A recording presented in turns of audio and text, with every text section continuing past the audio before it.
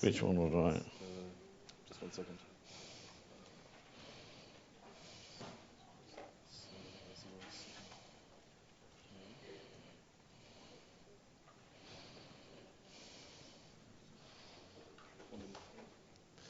I feel I'm very much an anticlimax after seeing Cat in. I mean, the last thing you want to do is now have a PowerPoint presentation about art and money, particularly as I'm not sure if the PowerPoint works. I'm sure it will.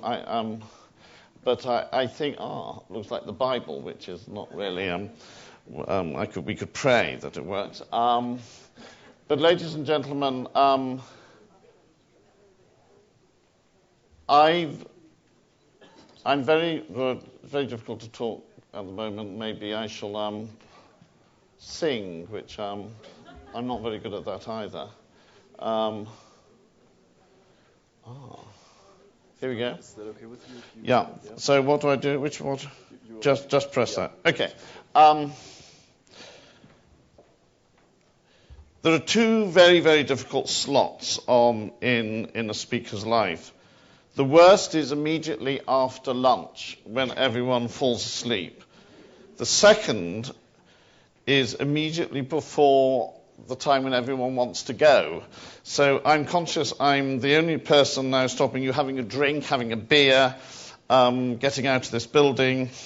But I'm very conscious that what I'm talking about, art and money, is not something which has just happened since 1945, which everyone in Britain thinks that actually business sponsorship was invented by Mrs. Thatcher. Art sponsorship, or the work of art and money, was invented when we left the cave. Essentially, an artist has always been looking for support for his or her creation. This concept that the money from the state is good money and the money from the private sector is bad money is something which is very strong in Britain at the moment, particularly as we're seeing public sector funding for the arts reduced by 30%. We are seeing in Italy, for example, that over 50% of their opera houses may close in the next 3 years and never reopen. We are seeing in Germany perhaps the strongest sort of federal support for culture and Länder support is still holding up, though even in this great country there are cuts coming, even though I'm told that there are no cuts for your orchestras. France has actually increased its funding by 1.5% and in Norway by 4%, but in countries like, for example, the Netherlands, the cuts are well over 30%. So we are seeing also a collapse in a lot of private sector funding in the last 2 years in America. And so you're seeing a sort of a perfect storm in the US, where you're seeing a collapse of the private sector, and in Europe and other countries around the world, a reduction in the public sector. So arts and business in Britain has always tried to articulate that actually a mixture of public and private is the right way forward, not to denigrate the public sector or the private sector, but actually having money from all sources is the most sort of successful. Now, arts and business. Arts and business was founded as the first national body to bring culture and business together in Europe. We were founded in 1976. We were based on an organization founded in 1967 by David Rockefeller called the Business Committee for the Arts in New York City as I said, in 1967. We have over 1,000 arts members, 600 business members. We have offices throughout the United Kingdom. We have a turnover of £7 million, but that turnover will become £2 million next year because my government has cut my grant by 100%. I have 51 staff in England, of which 35 will be made redundant in 2 weeks' time. So I will still be, or Arts and Business will still be the largest organisation in Europe, but we will dramatically reduce in our size. I would like you all to write to my Secretary of State for Culture and ask for his reason. His reason is we have to cut money, though he's now launched a major initiative on philanthropy in Britain, based on the American model. It is rather curious to launch an initiative on philanthropy at the same time as trying to kill off the National Association trying to promote philanthropy. A lot of the arts organisations, when it was announced that we were being cut, said, hooray, hooray, isn't this good? All the money's going to come from the state. Then they saw all the money was going to be reduced from the state. So now there's a sense of puzzlement. However, my organisation will have to be reformed. We will have to get all our money from the private sector because we were funded by the state and the private sector. But we're still alive. Hopefully we'll be well, even though for the 35 staff members who will lose their jobs, even it may be me. But so this may be my last performance. But hopefully not. But I just, instead of being something rather glib about it, one has to be rather positive, is that we are seeing a huge challenge in Britain and in Western Europe is how are we going to keep culture surviving and flourishing. What I'm going to give you a series of case studies of some very good projects, essentially by international businesses, some of which are doing it for national reasons and some of it for international reasons, to very much fit into the theory of cultural diplomacy. These are a few of my international colleagues across Europe and internationally, and we'll see my German sister organisation, Kulturkreis, here which is based in Berlin, and we have them in Russia and in Hungary, South Africa, America, Spain. Interesting, our Russian colleagues were supported by George Soros, and they are very much a powerful third sector organisation in Moscow. Unfortunately, 3 years ago, the director entered his office to find there was nothing in it. Everything had been stolen, including the electric plugs. The police said they had no idea how someone could come in overnight and removed everything in his office. He was a third sector organisation articulating the power of the private sector to engage in culture. Someone, obviously, in the Ministry of Culture decided that the police should remove everything which he had. So, though we are part of the great European vision, we are still seeing a struggle of some people to articulate the power and the value of arts and business to work together. And the Business Arts South Africa, BASA South Africa, I was asked by the British Council to help set up Business Arts South Africa, very much in that period of transition from the apartheid government to the ANC government under Nelson Mandela. And the founding president of BASA South Africa was Thabo Mbeki, who then was deputy president and then, of course, went on to be president. And it was interesting, I had the privilege of talking to Nelson Mandela when he was president of the Republic of South Africa. And he said, Mr. Tweedy, my problem is the National Theatre in Pretoria has 9,000 light bulbs, but I have 3 million of my people who have no electricity. In some ways it was, I thought, I wanted to say, but President, that's distorted logic, but you never obviously contradict Nelson Mandela. But you can see the challenge he had is his priority for state funding was to the people and their well-being rather than their spiritual or cultural well-being. And so we were asked to go from Britain to help set up BASA as an example of a cooperation to make sure that culture would not suffer in a huge political change. And this is completely unreadable, and it's also in Korean. So if there are Koreans here, you can rush up and read it. I can't see why I put that down, but it's a very example, again, of the networks of the arts and business movement across the world. And quite interesting, and this is an interesting observation perhaps, is that a majority of governments 20 years ago, even 10 years ago, were not remotely interested in the national associations of arts and business. They said, if you want to encourage private sector funding, that's your problem, we're not interested. Now more and more of those governments are coming either to us in the UK or to our colleagues to say, how do we set up arts and business networks? And more that actually the governments are taking over what were private sector initiatives to set up their own initiatives within their culture departments. So the idea that arts and business, art and money working together was merely an American concept, we're finding it is now a global initiative, because more and more countries are aware that the state is no longer able to be the prime funder of culture.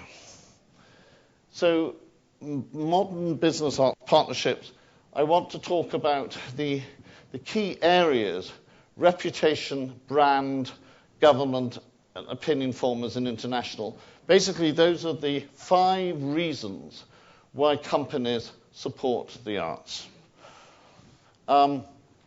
This first slide is a very sort of straightforward sponsorship. It's by KPMG, one of the world's largest accounting firms, and it's Alan Eckbourne's Season's Greetings, which was opened at the 1st of December this last year at the Royal National Theatre, and its first run of performances were sold out.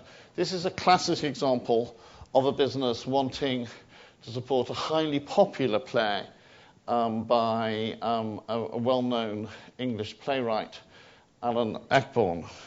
And did you know, because I didn't, that Alan Eckbourne now has more plays being put on internationally now than Shakespeare, which I'm slightly worried about, because I was also told that a Shakespeare play is put on every 7 minutes around the world. So if Shakespeare is put on every 7 minutes, it means Alan Eckbourne's being put on 5 minutes. And I'm sure there are more Shakespeare performances being performed in Berlin as we speak than Alan Eckbourne. But if you can prove me otherwise, please let me know. The next one is the National Theatre. Travelex is one of the world's largest money exchange companies. I'm sure if you go to any airport, you'll see Travelex's logo. Travelex is a program where they have sponsored the National Theatre. It's now in its 11th year in 2011. And Travelex, at the end of 2009, had sold its 1 millionth Travelex £10 ticket. Basically what their funding has been is to reduce the price of tickets at the National Theatre to £10 for young people.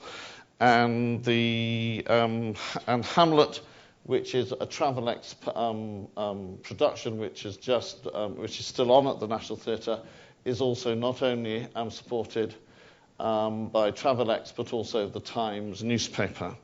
And Travelex are now using the sponsorship to promote the NT Cash Passport, which is this, I Love the National Theatre. And the Cash Passport is a new product that involves a branded prepaid international money card. So if you get a money card at the airport, you can get a I Love the National Theatre card to go with it. Every time someone uses their National Theatre Cash Passport, they will support the work of the National Theatre with 4% of what you're going back to the National Theatre itself. Now, this jolly-looking man is the chairman of Travelex. And you'll notice at the end that some of you with keen eyes say why the arts world needs a Wayne Rooney or two. Now, how many of you in this room know who Wayne Rooney is? My goodness, how sad. No, He's one of our most famous footballers. He plays for Manchester United. He is, interesting enough, he's one of the richest men in Britain. He's got a 5-book. He's writing 5 books. He's never read one, but he's writing 5. He's ghostwritten 3 already. He may be Britain's most stupid person as well. But I've been trying to campaign to get Wayne Rooney to sponsor libraries. Andrew Carnegie, who was one of the richest men in the world, sponsored a huge number of libraries, particularly in Britain. And most of those libraries are now owned by the public sector. And the British government is cutting all library funding through the local cities. Therefore, a lot of Andrew Carnegie's libraries will close. So my campaign, which is a slight joke, though it's not really funny, is to get Wayne Rooney, as he's writing these 5 books and kicking football, to become Britain's greatest sponsor of literature. You heard it here first. But the rather jolly man sitting alone in the theatre is the owner of Travelex. And not only has he been sponsoring the National Theatre, he has now written a cheque for £10 million personally. And he's renaming one of the theatres, which was called the Cottesloe Theatre, which is now to be renamed the Dorfman Theatre. The original namer was a man called Lord Cottesloe, whose family are still alive, though he's dead. I'm not sure what he would have thought of. He thought he had named it in perpetuity, but they took his name off and they've now named it after that jolly gentleman, Mr. Dorfman. But he's, of course, a living multimillionaire, and he has just bought Thomas Cook Financial Services for £440 million. But there is an example of a major company whose chairman has become an individual philanthropist, which is a key area of the development not only of corporate support, but of philanthropy. And 20 years ago in Britain, 70% of all philanthropy, say from individuals, would have come from the rich landed gentry, our dukes, our rich industrialists of the 18th and 19th century.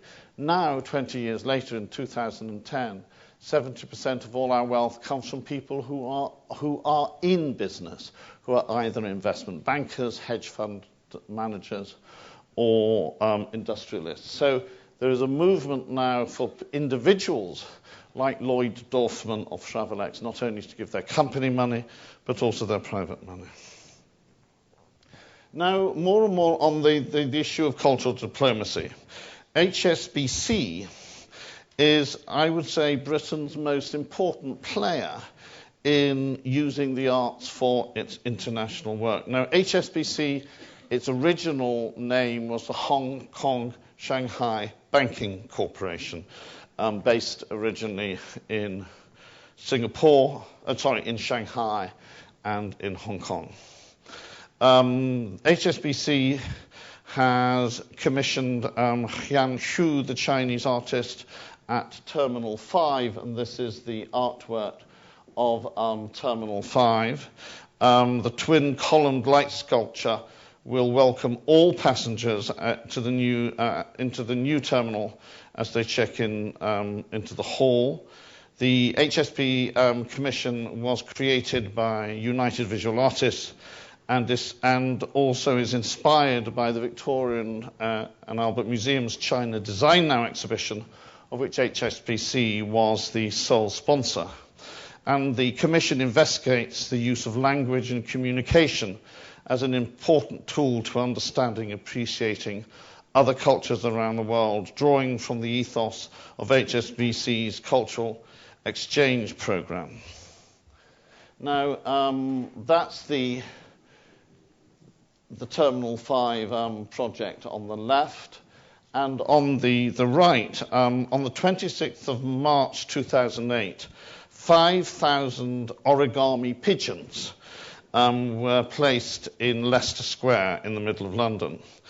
And they appeared overnight to celebrate Chinese design now at the Victoria and Albert Museum.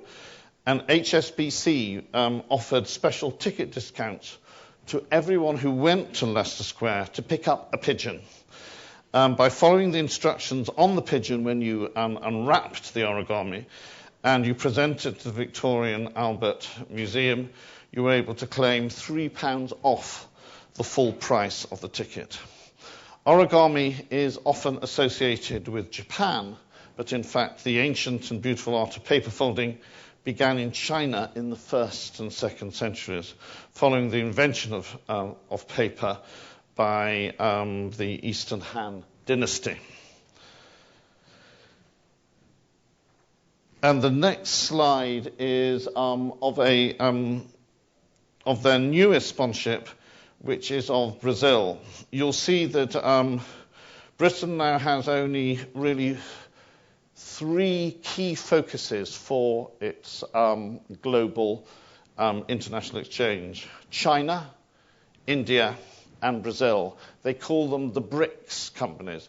They're supposed to have Russia in there as well, but Putin's giving us a bit of a worry at the moment, so that he's been sort of shuffled off at the moment. But Brazil is a global partner for Britain, and the group photograph, which again is rather small, shows the group chief executive, Stephen Green of HSBC, the chargé d'affaires of the Embassy of Brazil, the artistic director, Jude Kelly, of the South Bank Centre, and then the chairman of the South Bank Centre. The South Bank Centre on the South Bank of London, HSBC, presented Festival Brazil, a major celebration of the arts and culture of today's Brazil, to bring forth a rich and varied programme of music, arts and dance, debates and performances. Throughout the summer, from the 19th of June to the 5th of September 2010, performances were engaged in all the parts of the South Bank Centre. And a quote from Stephen Green was that HSBC's cultural exchange programme aligns the needs and interests of our customers with a deeper understanding of a particular market and its culture. This year the focus was, of course, Brazil, which has proven its economic resilience in the face of a worldwide financial crisis and will be the subject of intense global interest for HSBC, as it is the host of both the 2014 Football World Cup and, of course, the 2016 Olympics. Now, that's also, again, part of the Brazilian exchange for, it's rather sort of difficult slide to see, but again, that's another example of the festivals. They've had the Festival for China in 2008, a Festival of India in 2009, and the Festival for Brazil in 2010. Now this is Hewlett-Packard. Hewlett-Packard, a major IT provider and high-tech company who that's the National Theatre, the National Gallery in London, and obviously a famous chair by Van Gogh. And again, it's part of the sponsorship was to show HP's high-tech technology and the way they could focus on one small part of a Van Gogh painting and show the technology at work. And again, Hewlett-Packard not only sponsored the National Gallery internally, but also sponsored the National Gallery in providing full-size reproductions to put on walls on buildings around the city. And there you see major paintings which are in the National Gallery, which were reproduced with perfect detail by HP technology, Hewlett-Packard technology, and then put on walls. So this is a way of showing your technology, but also showing your opportunity to also help promote the National Gallery. And this is a picture of the National Gallery in London but it actually is from a hoarding in Moscow of 2 years ago. And you'll see that that's a Renoir in the National Gallery, but the advert is showing the high technology photocopying techniques of HP, but to a Russian audience. So then that shows not only a national promotion using culture for a business, but also promoting themselves internationally. Now, you may be rather amused by the word reputation when it's attached to BP. We call it BP. President Obama calls it British Petroleum. Its legal name is now BP, but unfortunately, most people think it's British. But BP is Britain's most important art sponsor. They have been a sponsor of the arts for over 30 years. And this was a very important time for BP, which has shed 45% of its market value after, of course, the worst ever oil spill in the United States history. But they have kept on sponsoring the British Museum, the Royal Opera House, Tate Britain, and the National Portrait Gallery. BP spokesman David Nichols said, "These are long-standing partnerships that we have with major cultural institutions in the UK. They are completely unchanged as I am concerned." The British Museum's Deputy Director says he was never believed that BP would pull out of any of their sponsorships because they commit to a long-term policy. BP spend over £1 million a year on these projects, and they believed that in spite of their huge damaged reputation, their support of the arts has been one of the most significant ways that they have maintained a sense of loyalty in their customer base, but also with opinion formers in the City of London.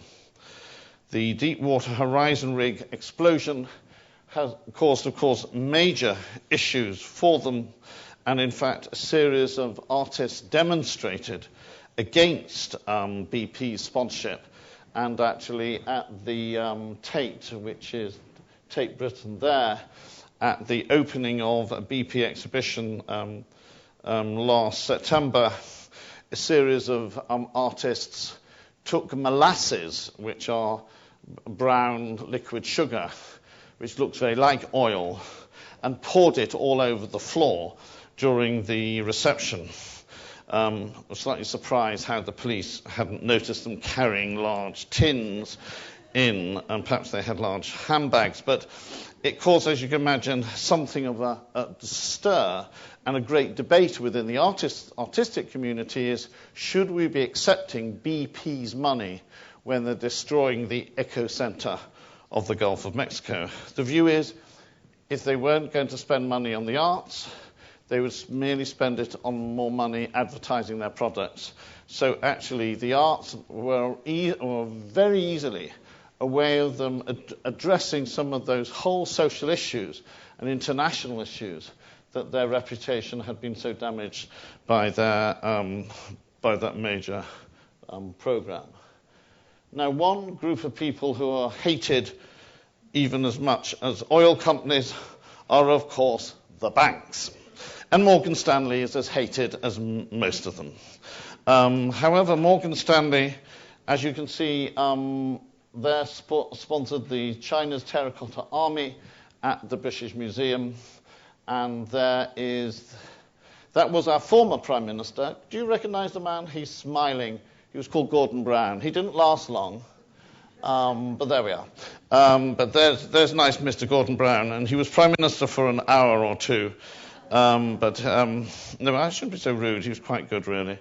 And he's with the ambassador of China, Madame Fu Ying, and it was a major opportunity for Morgan Stanley, who are big players in China, to be using their support of the Emperor, the Terracotta Army sponsorship at the British Museum, which is photograph there, and there is a nice picture of Gordon Brown behind, in front of a terracotta warrior, who he hoped, I bet he wished to have had the body armour, but it didn't save him from being defeated by Mr. David Cameron, who is, of course, now cutting the arts in a dramatic way. So actually we still love Gordon Brown. But there we are, he's gone. So Morgan Stanley, again,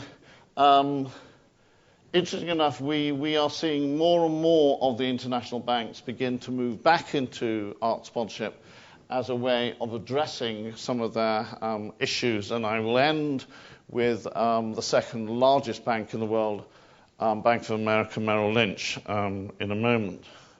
Again, a very interesting project of Eurostar. This is the Eurostar terminal and at Waterloo, which has now been moved to St Pancras. And this was a project, very simple marketing initiative to promote key museums in London, Paris and Brussels. If you showed your Eurostar ticket at any of the participating organisations at your destination city, you would get 2 for 1 entry.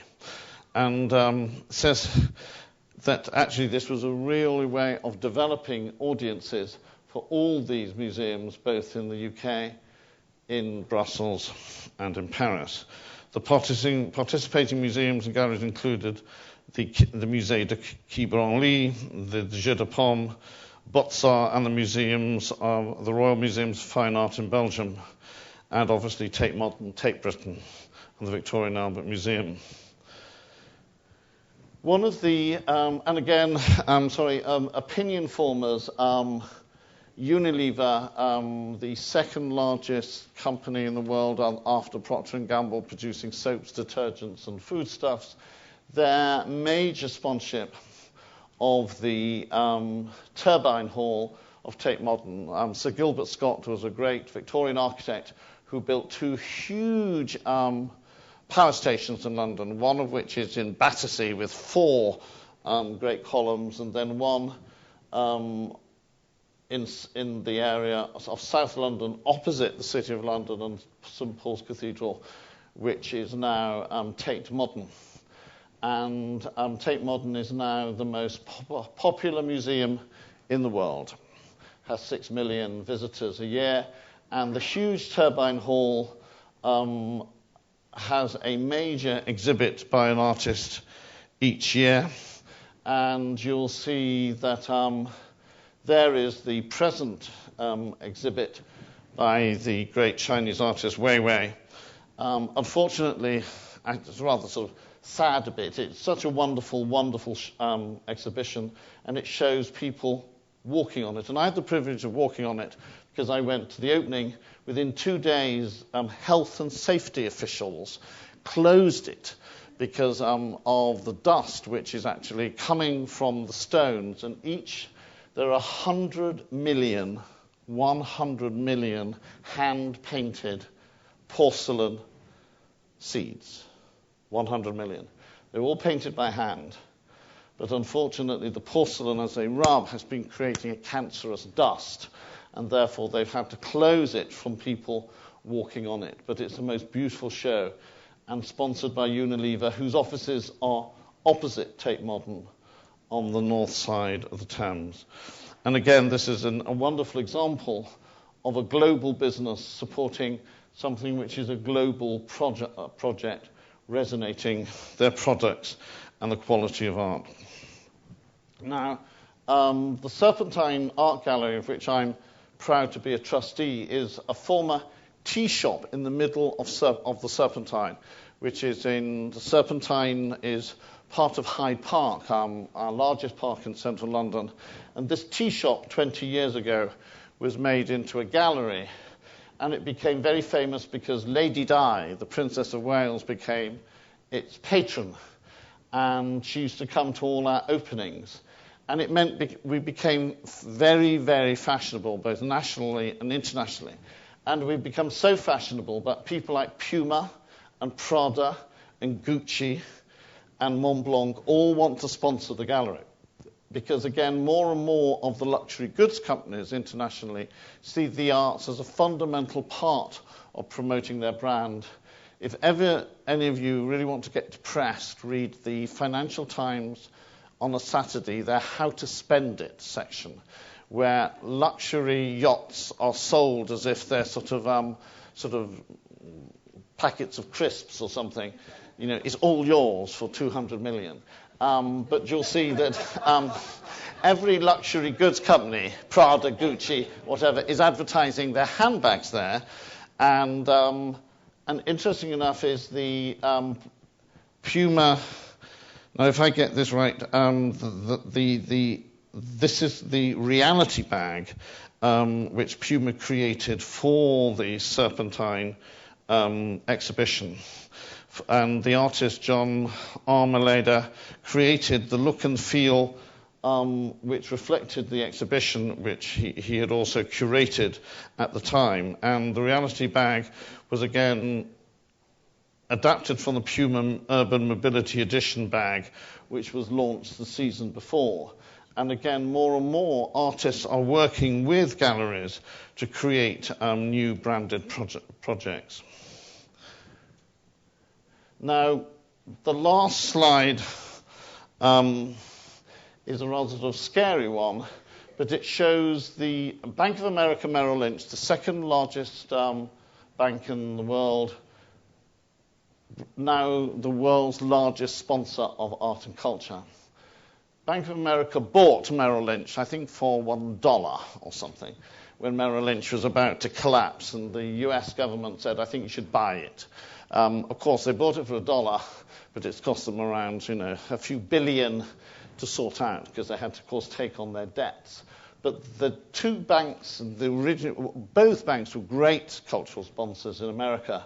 But what has happened is, as a new bank, they've decided on a remarkable conservation project, which, if you can see, is in Beirut, London, Florence, Nice, Paris, Madrid, Dublin, Milan, St. Petersburg, Frankfurt, Budapest, London, Johannesburg.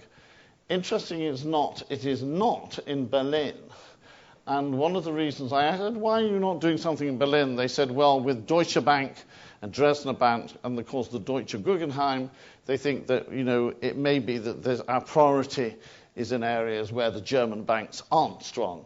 So they've supported major restoration projects. And, for example, they have also just supported a wonderful show, a Bronzino exhibition at the Palazzo Strozzi in Florence, which has just closed.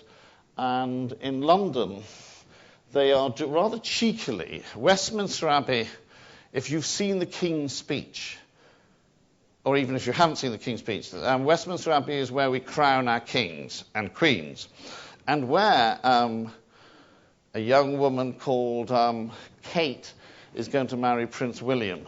By the way, if you want a place to stay, everyone in Britain is leaving the country. Well, some of us are, because we're going to have royal mania, and it's in Westminster Abbey. But in Westminster Abbey, there are a lot of major, beautiful artifacts which need restoring. And one of which, for example, is the throne, the second throne, because there's the coronation throne, which is rather older, but then there's each monarch has another throne made for them, specially for the event. And the Bank of America Merrill Lynch is sponsoring the restoration of Queen Anne's throne, Queen Anne, who was our head of state in the 18th century. And it's rather interesting that an American bank is restoring the throne of an English queen, which is rather cheeky, but as no one else would do it, I would rather say good luck to them.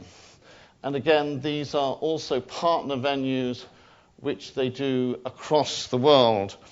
And they also are the first ever sponsor of the Opus Arte Cinema project, which is of operas from Bayreuth, Netherlands Opera, Glyndebourne, King's College Cambridge, the Royal Opera House, Shakespeare's Globe, Teatro Real in Madrid, and Zurich Opera. As you know, more and more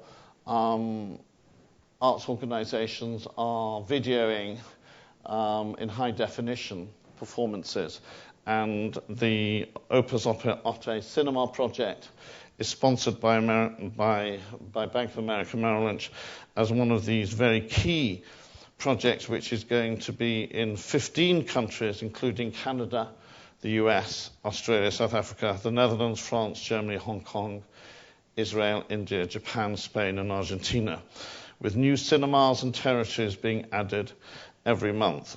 And Rena DeSisto, the Global Arts and Culture executive at Bank of Merrill Lynch, has said, Bank of America is delighted to collaborate with the Royal Opera House, who have bought Opus Arte as a video company.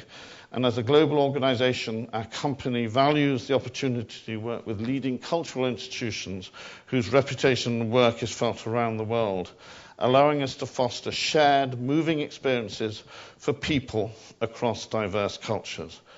And I would like to repeat those last words: to foster shared, moving experiences for people across diverse cultures. Though most artists are deeply cynical about most businesses, and most businesses are deeply cynical about most artists, I would argue that in the global economy we all live in, that the work of companies like Bank of America, Merrill Lynch, and some of the other companies I have shown today show that actually internationally we can use arts and business together to develop cultural diplomacy. So thank you very much. And what I'm even more impressed by, you're still all here.